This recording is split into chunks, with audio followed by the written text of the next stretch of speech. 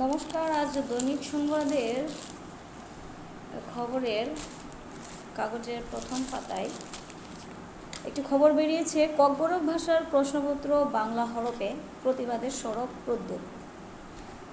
তা এই যে বাংলা হরফ নিয়ে আমরা প্রতিনিয়ত দেখছি তিপ্রামথা পার্টির এবং তিপ্রামথার যারা ফলোয়ার্সদের থেকে সবচেয়ে আমি দোষ দেব নেতৃত্বদের, রাজনৈতিক নেতৃত্বদের, তাদের অদূরদর্শিতার জন্য, তাদের আন্তরিকতার অভাবের জন্য, তাদের নিজস্ব ত্রুটি ঘাটতি থাকার জন্য আজকে ত্রিপুরা রাজ্যের এই যে সমস্যাটা আসলে সমস্যায় ছিল না সেটাকে সমস্যা বানিয়ে ফেলেছে। এই যেমন বাংলা ভাষা, বাঙালিদের তারা সহ্য করতে পারে না। দেখুন, বাংলা ভাষাকে এবং বাংলার কৃষ্টি সংস্কৃতিতে এই ত্রিপুরা, এই বাংলার অঞ্চল এবং এখানকার মানুষের যে বসবাস, তাদের যে জীবনযাপন, এখানকার সংস্কৃতি পুরোটাই বাংলার, গোটাটাই বাংলার। ত্রিপুরাটা বাংলার অঞ্চলের পেটে অবস্থান করছে, এটা আমরা আগেও বলেছি।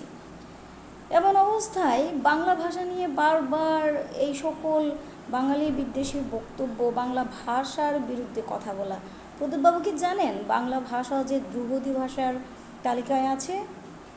হ্যাঁ, অথচ ধ্রুপদী ভাষার তালিকায় যে বাংলা ভাষা আছে সেই বাংলা ভাষাকে এরা রাজনৈতিক নেতৃত্বরা এরা দিন বা দিন এত অপমান করে চলেছে। আচ্ছা, শুরু থেকেই যদি বলি, ত্রিপুরাটা বাংলার বাঙালির কষ্টে গড়া এই ত্রিপুরা রাজ্য।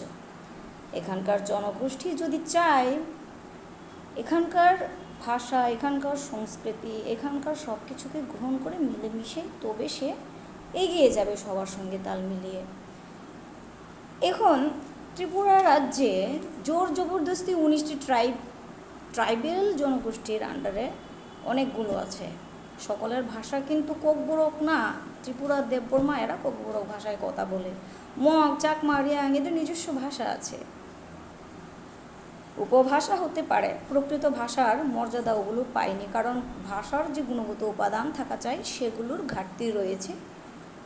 তো এরা জেনুইনলি মঙ্গোলিয়ান, তিব্বত, বার্মিজ, এই জীবিকার সোর্সেই এই বাংলার অঞ্চলে আমাদের এই ত্রিপুরার মধ্যেও এরা এসে প্রবেশ করেছিল আজ থেকে প্রায় 600 বছর আগে।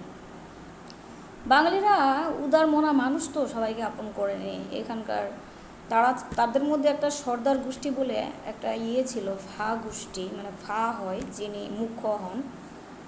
তো বাঙালিরা এদেরকে মেনে নিয়েছিল। তখনকার সময়ে ত্রিপুরার এই যে অঞ্চলটার অবস্থানের কথা চিন্তা করুন, টোটালি ব্যাকওয়ার্ড ছিল, অনুন্নত জায়গা ছিল, পাহাড়ি অঞ্চল ছিল। সমতল অঞ্চলে বাঙালিরা নিজেদের যে চাষবাস, জীবন জীবিকা করতো, আর পাহাড় অঞ্চলটা ঘন জঙ্গলে ঢাকা ছিল। এখানে এরা ঢুকে টঙ্গর বানিয়ে উপরে থাকা শুরু করলো, জীবন জীবিকা পালন করা শুরু করলো। তখনকার সিচুয়েশনের কথা চিন্তা করুন। তারা বলে রাজা মহারাজার কথা বলে তারা নিজেরা বাংলা ভাষা বাঙালিদের উপর তীব্রভাবে অপমান নির্যাতন করেছে। আর তিপ্রামথার প্রেসিডেন্ট বিজয় রাঙ্কাল তো প্রচুর বাঙালিকে হত্যা করেছে। সেটা একটা খুনি, সেটা তো অবশ্যই। আমরা বাঙালির কাছে বহু তথ্য আছে, এবং ত্রিপুরা রাজ্য ভারত সরকারের কাছেও, রাজ্য সরকার, কেন্দ্রীয় সরকারের কাছেও এই ধরনের তথ্য আছে। তথাপিও সে বিজয় রাঙ্কালকে উপাধি দিয়ে যাক সম্মান করে রেখেছে। এখন ঘটনা হচ্ছে, এর আগেও বলেছি, যারা উগ্রপন্থীর ফলোয়ার্স তারা উগ্রপন্থী হবে। মনুষ্য থেকে মানে মানুষের যে যাত্রাটা, এগিয়ে যাওয়ার পথ, মানুষের জীবন, সেইখানে তাদেরকে পশুতে পর্যবসিত করছে, তাদের মন মানসিকতাকে এইরকমভাবেই তৈরি করছে এই সকল অদূরদর্শী বাঙালি বিদ্বেষী রাজনৈতিক নেতৃত্বরা। এদের ঘাটতির জন্য আজকে এই ধরনের আমাদের দেখতে হয় বাংলার বঞ্চনা, বাঙালির বঞ্চনা, বাংলা ভাষার বঞ্চনা। আরে প্রদ্যুৎদা, আপনি কি বোকা নাকি, না বেশি চালাক? কোনটা আপনি? এখানে আমাদের জিনিসটা তো মানুষের কাছে স্পষ্ট হয়ে গেছে আপনি কি চান। আপনার প্রতিটা বক্তব্যেই আছে না টাকার বাহাদুরি, অহংকারের বাহাদুরি। হ্যাঁ, আপনার যদি এত টাকা থাকে তাহলে এই এডিসি এলাকার উন্নয়ন হচ্ছে না কেন? হাত পাচ্ছেন রাজ্য সরকারের কাছে, কেন্দ্রীয় সরকারের কাছে?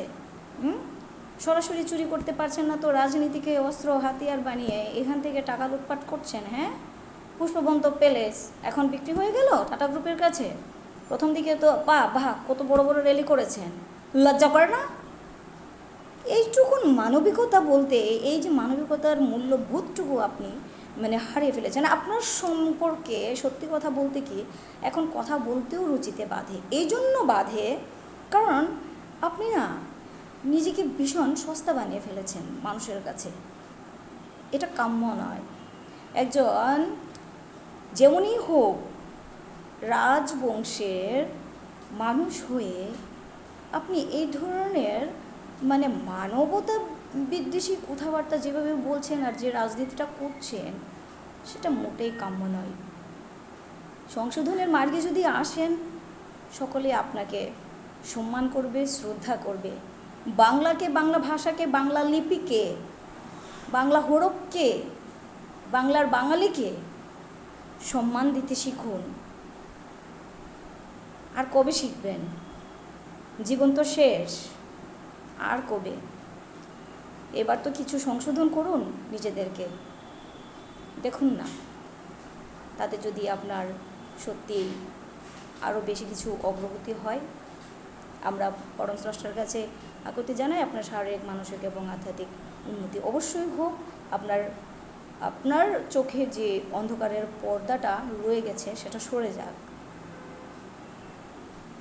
ভালো থাকুক এই ত্রিপুরা, ভালো থাকুক আমার এই বাংলার মানুষ, আমার এই ত্রিপুরা রাজ্যের মানুষ, পাহাড়ি বাঙালি।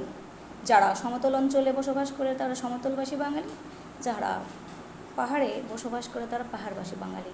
এখানকার মানুষের পরিচয় একমাত্র বাঙালি।